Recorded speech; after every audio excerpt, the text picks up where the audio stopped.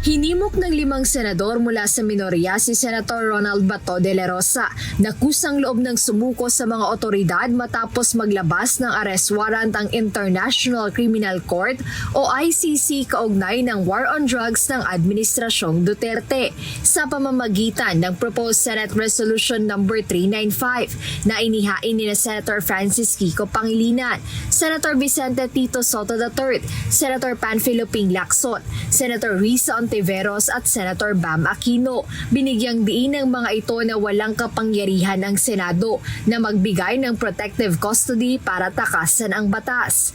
Ayon sa resolusyon, ang pagsunod sa legal na proseso ay pagpapatunay na walang sino mang opisyal ang mas mataas sa batas. Nang hinga ng komento tungkol dito, tumanggi munang magbigay ng pahayag si Senator De La Rosa habang hindi pa aniya niya nababasa ang dokumento. Hindi ko pa nabasa, basahin ko muna ha. They're asking you to voluntarily surrender, sir. Sir, voluntary mag-surrender daw po.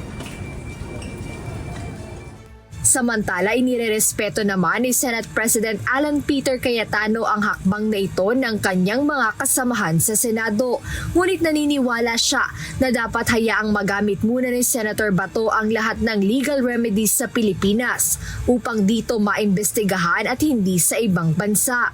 We respect their opinion, but Senator Bato should be given the opportunity to exhaust all legal remedies. It should be a Philippine warrant.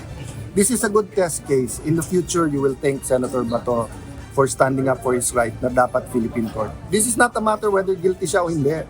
In fact, he can be investigated here for the extrajudicial killings. So this is a question of our constitution versus a foreign court. Sinabi rin ng bagong Senate leader kung hanggang kailan mananatili sa Senado si Senator De La Rosa. Until he has exhausted all legal measures and the Philippine courts tells him that he has to be arrested. Nauna nang sinabi ni Senator Bato na handa niyang harapin ang mga reklamo laban sa kanya.